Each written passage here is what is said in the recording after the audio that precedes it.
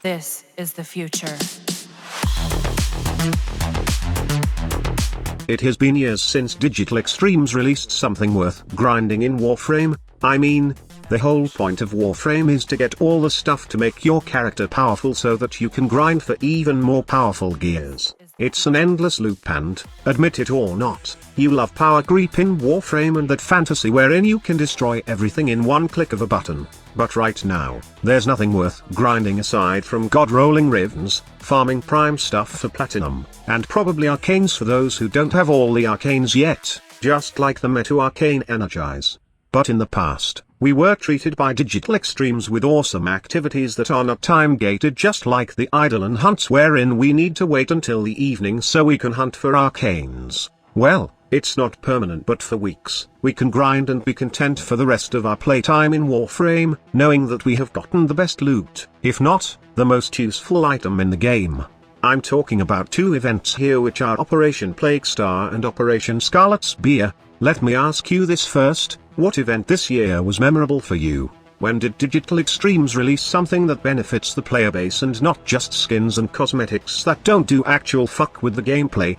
The last appearance of Operation Plaguestar event was dated September 8, 2021, and it lasted for 3 weeks and 1 day. This was the time wherein they released also the overhyped Ghoul Saw that we thought would be fun, but actually was pretty limited because Digital Extremes are afraid that they might overtune it to become a meta and unbalanced melee in the game. All we asked is for the Ghoul Saw to be rideable for a couple of seconds. Players even suggest that the duration wherein we can ride the Ghoul Saw depends on the combo count that we have. This means that it will consume the combo count and we can ride the Ghoul Saw until the combo count is depleted. But honestly, the Ghoul Saw is just an average reward in Operation Plaguestar. The best rewards are the Exodia Contagion, and the unlimited build former that you can get from this event. You are saying this over and over again, squad leader? Just why? Well, to let Digital Extremes know that one way of making the community happy is to bring in events that is worth farming, and not just throwing cosmetics that you can get by doing the usual bounties. Events in the past are what keep the community playing and happy, and hell, you won't see too many players saying that there's no content in Warframe. The best 3 events that I could think of in Warframe are Operation Plaguestar, Dog Days, and Operation Scarlet Spear, but since Dog Days are somehow dog shit in terms of rewards, I prefer the 2 mentioned, and mind you, these events have different gameplay mechanics than the likes of Star Days or Knights of Nabarus, wherein you will be tasked to do the most boring part of Warframe, which are bounties. Well, this is just my opinion though, as Scarlet Spear and Operation Plaguestar may also share the same endgame mechanic. For the duration of the Plaguestar event, Konzu has a specific Plaguestar bounty where players are tasked with stealing the toxin from the Grineer and using it on the boil. The bounty is divided into 4 phases. First, players must trade the Grineer's Thrax toxin storage, which is located in one of the various caves that dot the plains. The toxin storage unit has a rounded pyramid shape dotted with yellow lights, with orange fluid visible inside of it and a container rising and sinking on top of it. It is generally located at the far end of the cave. After acquiring the Thrax toxin, players must head to a toxin mixer, which will spawn in an armored vault in a given Grineer outpost. Once the toxin is put in the mixer, players must then defend the mixer for 3 minutes from Grineer troops. During the mixing phase, players may opt to add either Eidolon Phylaxes and or infested catalysts, increasing the standing reward from the bounty in exchange for increased difficulty later on. Up to 4 of each can be mixed with the toxin. The blueprint for Eidolon Phylaxis is purchasable from the Operational Supply Syndicate, which is available during the event, while the blueprint for the infested catalyst is available from Clan Biolab Research. Once the toxin is mixed, players are instructed to head to a downed Grineer drone which will deliver the toxin to a boil. As with drone hijack missions, players must defend the drone from Grineer and infested attackers as it travels to the boil. When the drone reaches the boil, then the boil responds by spawning infested to defend itself. Here players must thin out the infested horde while the toxin poisons the boil, with a percentage gauge denoting their progress. The decisions made during the mixing phase affect the difficulty of this phase. For every Eidolon Phylaxis mixed with the toxin, both the density of the infested and their level range increases, up to level 30 if 4 Phylaxes were added. For every infested catalyst mixed with the toxin, A Hematite will spawn at specific points, pausing the percentage gauge until players defeat it. The Hematite can spawn up to 4 times if 4 catalysts were added, with its levels affected by the presence or absence of Eidolon Phylaxis. Check its page for more details. Once the gauge reaches 100%, the bounty is completed, awarding a variable amount of standing based on how many Eidolon Phylaxes and or infested catalysts were mixed with the toxin. Players are free to remain on the plains, return to Cetis or visit a bounty tent to undertake the mission again. Meanwhile, Operation Scarlet Spear is divided into 2 groups wherein players can go to the Murex raid or the ground group. On the ground, your mission is to seize the kill code from sentient Chondrix and transmit it to your allies above. You'll need to use an Operation Link Beacon, or Uplink Beacon, to connect to squads in real time. Fend off sentients from harming the beacon while it analyzes the Chondrix for the code you need. The score gained in a single mission is based on how many kill codes are obtained from scanning Chondrixes, in addition to how many Chondrix scans are completed. At 33%, 66%, and 100% intervals of a Chondrix scan, you will get a single kill code and your score will increase based on how many Chondrixes have been completely scanned. In other words, each fully completed Chondrix scan will award 3 kill codes.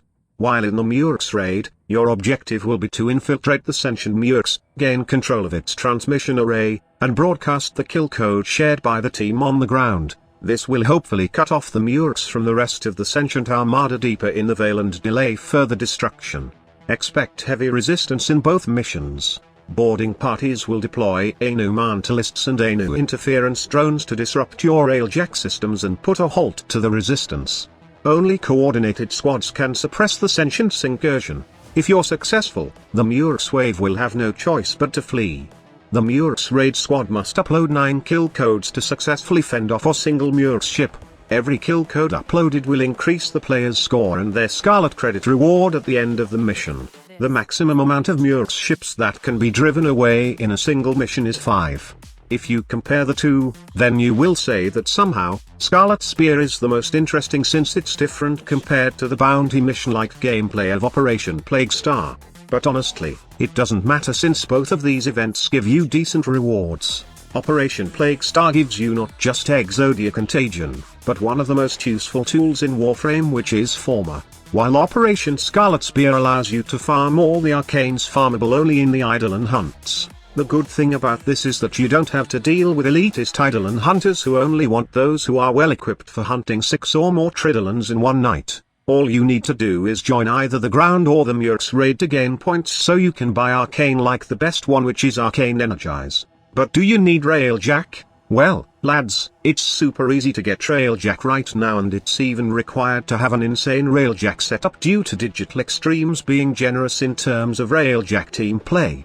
Now, I know that you have seen a couple of videos from this channel mentioning events in Warframe, and you may think that this is an address only to the community, to somehow relive the nostalgia of farming unlimited amounts of arcanes and Formo, but this is entirely wrong. This is also addressed to Digital Extremes because, for the past few years, I have seen them slacking, and leaving voids that actually hurt their player count. Like it or not, Warframe players don't often go on survival missions just to repeat the same game over and over again.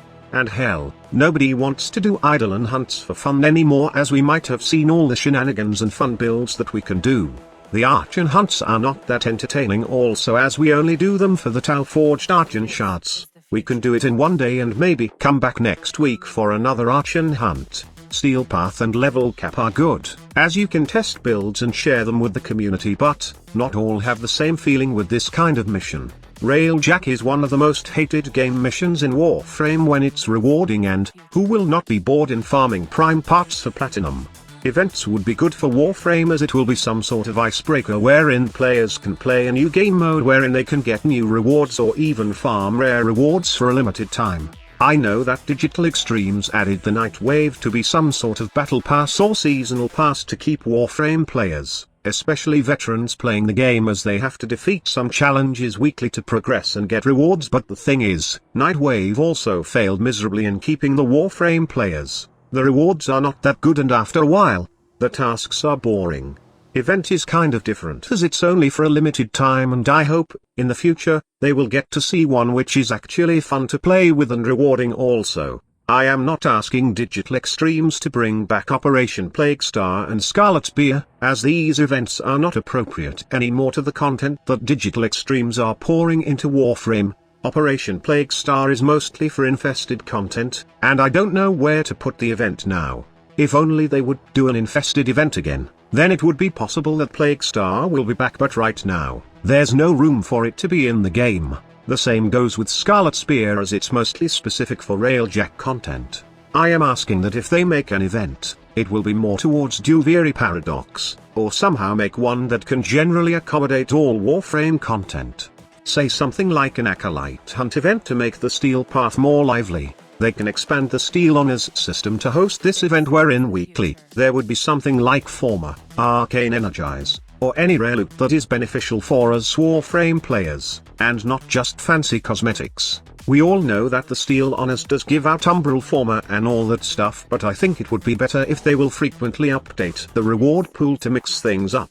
That way, Warframe players have something to look forward to in farming, especially those who already have almost everything in the game, and all they do is max their Warframes and weapons, just looking for insane combos to be unleashed against the Warframe universe. Now, I know there are tons of suggestions out there to make Warframe better, like bug fixes, balancing, new Warframes, new content, new open worlds, new game modes, new raids, new cosmetics. And hell, even some players are suggesting a rebrand like Warframe 2.0 to revitalize Warframe, but I think this is not needed right now.